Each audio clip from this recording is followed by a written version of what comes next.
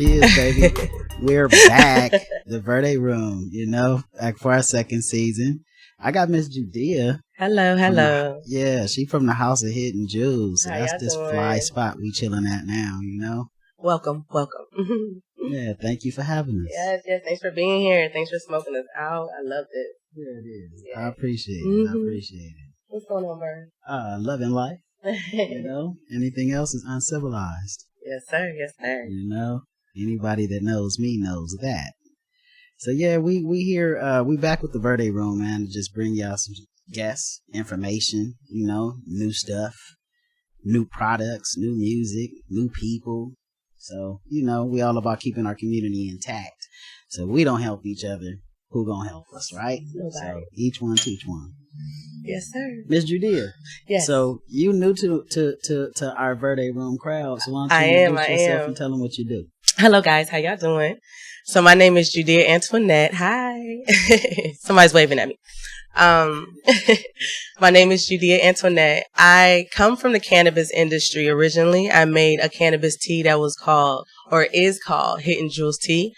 Think of Arizona tea, but less sugar, more fruit and cannabis. It's a vibe. It's a good vibe. We started growing, we started doing our thing, but it wasn't compliant. It didn't follow the laws. So we had to pull back, and I figured the best way to keep it alive without hurting the laws, as we should say, is to open a private entity, which you are sitting in, the House of Hidden Jewels. So with that entails we have private events that house our tea. We have different kind of cannabis. We are tied into a lot of different cannabis companies as we are here today. So fuck with me, come see about me. We do a lot of things. You can find me on Instagram under HHJ Vibes. My website is www.thehouseofhiddenjewels.com. Book us. Come see about our parties. We got a dope team behind us. We have an in-house photographer by the name of Sherelle. We got an in-house bartender by the name of Aaron. Like, we're plugged in, we doing things, and we making things happen in an exclusive members only vibe. So you don't have to deal with too much, but just a good time. And there it is. That's what we do in the Verde Room. No fly shit, Yes, sir. That's what we do. Just keep it cool, So today we gonna keep it cool with some cool guests. Yeah. And I like to tell people in the cannabis industry, although with us being legal, we're not in the weed game. We're in the compliance game, You can have weed all day, but if you're not compliant, you got a situation out here. So that's where we bring Miss Victoria. Well, thank you. I kind of feel like the police now. But so my name is Victoria, and I'm the Director of Business Development for CannaSafe, and we are the largest test lab in the state. I feel like we're the best test lab in the state. But honestly, the state of California compliance in cannabis is very complicated. And Bernie is 100% right that this industry really isn't about what you're growing or growing your business. It really is about staying compliant and doing what the state wants you to do, because they don't really know what they really want you to do yet. So it's kind of just do whatever I say. This is very true and very frustrating, So and with that, you have to have a extra cool demeanor about yourself, because being a salesperson, period, knocking on all those doors, getting a bunch of no's to just keep a smile on your face for that yes. Yes.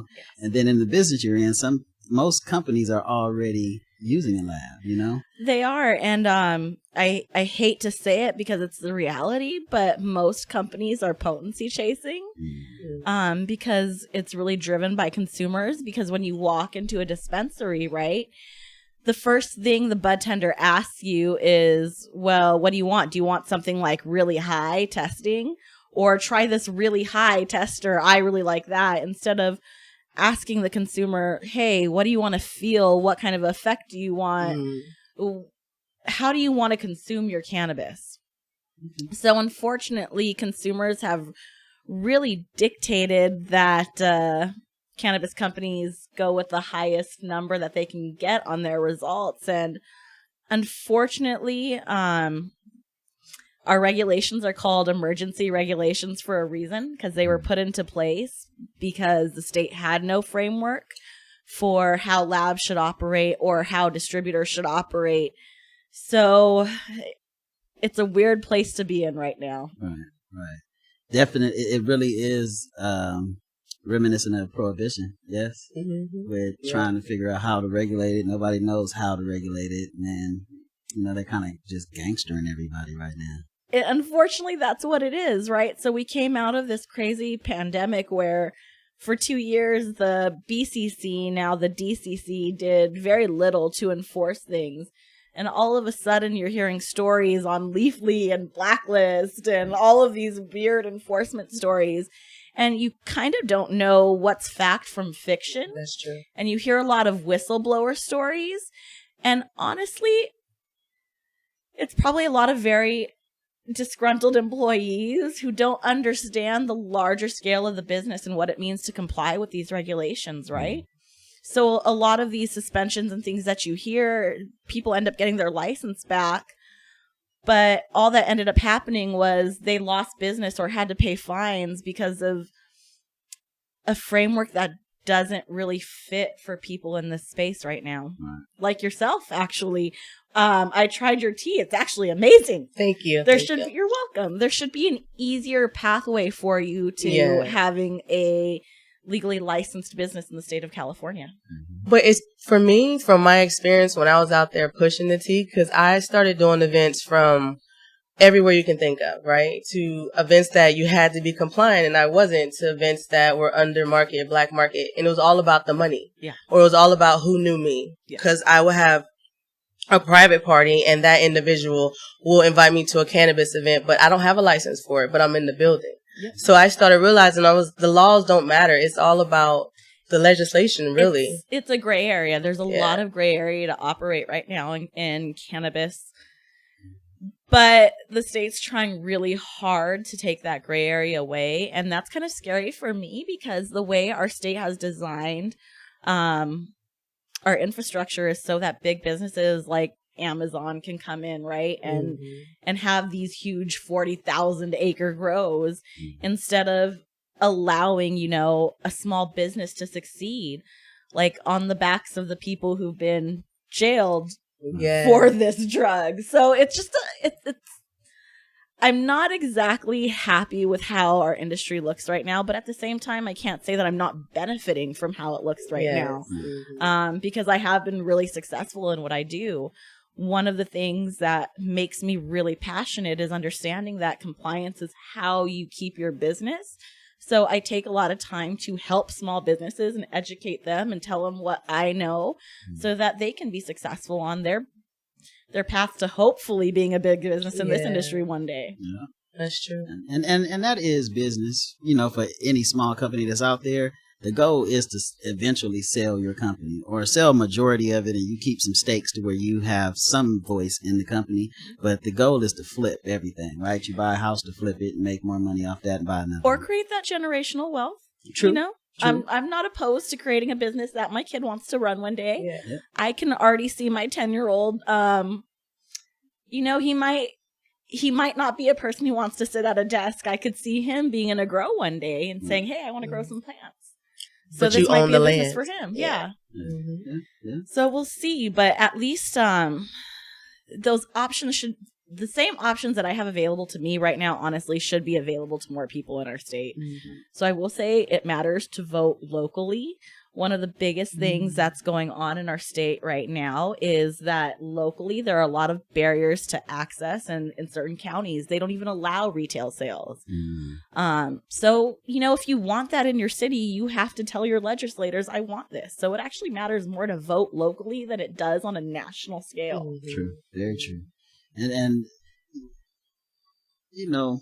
I guess in the hood, people don't really believe in that vote, but once you get into the legal game and you actually see how all of these city council people are really calling shots, I mean, you want to be one of those people that to call the shots or participate in the vote to where you have something that kind of swings your way. So I know you operate in the city of Adelanto. I think cities like Adelanto and Palm Springs have been really, really good models for how when you talk to your local legislators, they actually make things happen on a state level.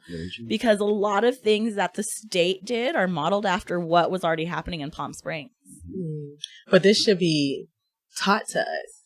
A lot of people don't know that, they only know, like how Bernie says, like in the hood, you know how to get money, but you don't know that if you actually just vote locally, you can get so much more done. But that needs to be this is not taught.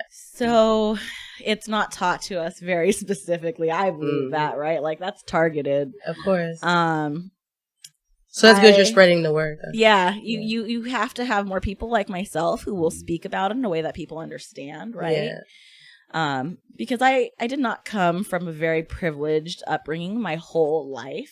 I was really lucky that my parents worked really hard and were able to get me to a good high school eventually, right? And like, hey, you have a little bit of a opportunity more than some of the people you might have grown up with. But unfortunately, I'm the exception and not the rule. So I do think it's not taught to us, and you have to find a way to tell people. So one of the reasons I love working for the company that I work for, I'm not even gonna lie, I quit from them for a year for some very personal growth reasons, but I came back because I still believe in the mission, and they're one of the only companies in cannabis that actually gives back to the community. So when you talk about the war on drugs, right? And what that means and what that looks like now that we have legal cannabis. You have to give back to the communities that have suffered, right? So you have these really profitable companies, and what are they doing to give back? Right. So like CannaSafe hosted an expungement week. We had people who came that say, hey, my case has been identified as being able to be expunged. But there's still steps that you have to take to make that happen. And a lot of people don't have the monetary resources to get a lawyer that's knowledgeable and can walk them through the steps to make that happen. Right. Without charging them an arm and a leg. Exactly. Right. Yeah, so it is stacked against a certain group of people, you know. Yeah. Black and brown people. Yeah. It's stacked against black and brown people wholeheartedly. And we kind of built we built the whole situation from the ground up, technically. Like everything else. Yeah, like everything else. And now they come in and kind of just really taking the passion out of what we really love to do. You know? Somebody, one of your guests actually said it. Before like the Constitution was written, when people like first came over here, like you were mandated to grow hemp. Right. And it's just really interesting to me how our society has kind of moved forward. And the people that have really been the most beneficial in society, and that's so hard to say the most, right? I mean, but that have done a lot, not getting the benefits of all of that. It's really hard to watch. Yeah, it is. It's me being a minority, I don't see too many people that look like us in the position that I'm in, you know? Mm-hmm. Now but what's also kind of, I'm about to say more gut wrenching, but it's like they target us for the sales, right? Yeah. But we're not as owners, they kind of squeeze us out, you know. So unless you have a proper intellectual property, something that they need, it's all you are is the bag for them. I unfortunately have my qualms about this because social equity in the state of California was something like that's talked about on city levels. Like there's supposed to be social equity programs where, hey, if you had a cannabis conviction, if you grew up in certain zip codes, you should be able to get your license faster and cheaper than other people. Well, the reality is you might be able to get your license, but you can't pay for it because there's no loans, because this is not federally legal. You have no resources at your disposal. So what ends up happening is you go looking for money, right? And this is going to be a multi-billion-dollar industry. And the first investors that it attracts are the nastiest investors. They're coming before the Amazons, before the Cokes, right? Where you're going to get a legitimate deal.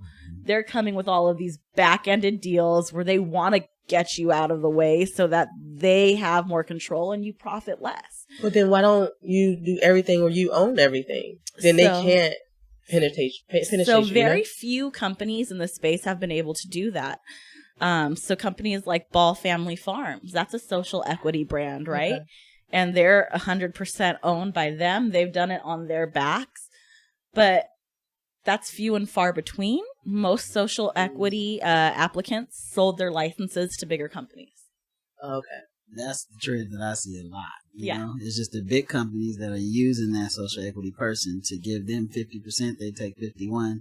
And now we can make this work. You know? That's exactly it. And sometimes the applicant is getting a really good deal because there are good companies that are like, you know what? I want to be fair to you.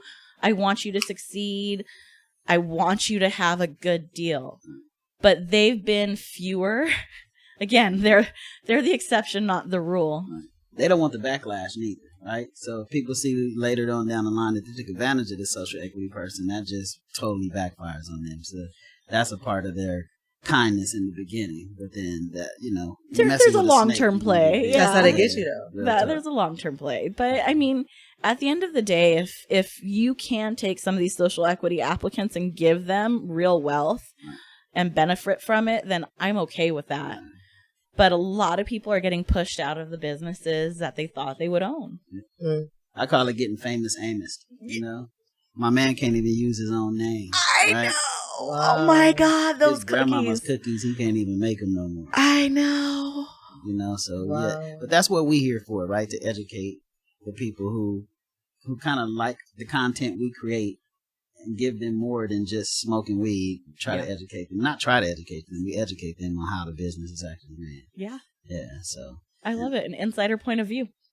That's what we need, you know, and that's why it is beautiful to just see more Black and brown getting involved in the whole compliance aspect of it. I try to tell kids that all the time. Right now, there's college courses that you can take for compliance in cannabis. Yep. It may not be, and no, it is a great job right now. Yep. You know, you can get 25, 26, $30 an hour or better as just metrics. You know, so I just go back to simple stuff like STEM. So like, I really was drawn to the lab because things like science always seemed like something privileged kids got access to because you went to really good schools to do them, right? So like I didn't see Black and brown kids in positions like that.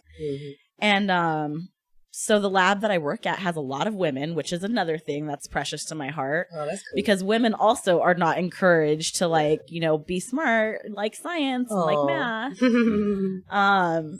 So it's important to see diversity in areas that have been unattainable to Black and brown kids, where society has said, hey, you might want to think about a blue collar job and instead of maybe something else that might fit you better.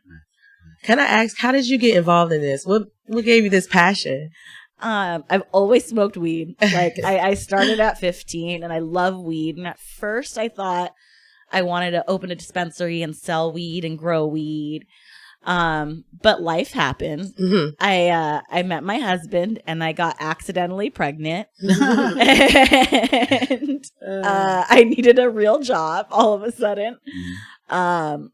So I started working at a lab where I used to set buildings on fire for a living. Wow.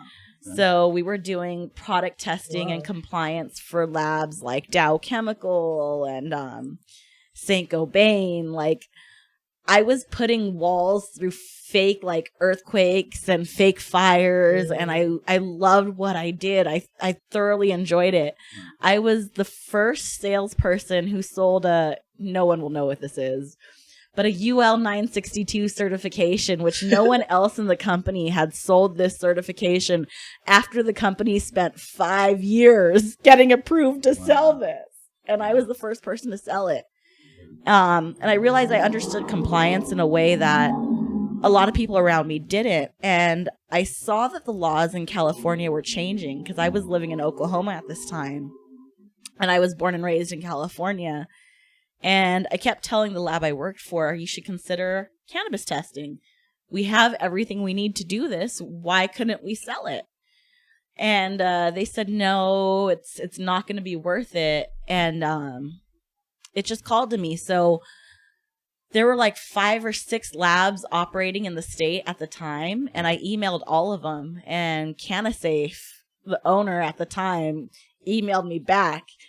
And he lowballed the hell out of me, but convinced me to take a huge pay cut and come work for the lab. And I made more money than I've ever made in my entire life that first year selling cannabis testing. He changed my entire life. That's good. You took a chance on yourself, though, you know? I did. Yeah. That was it, too. Like, I started believing in myself. I had reached, like, 30, and I was like, am I always just going to be, like, not doing exactly what I love? Right.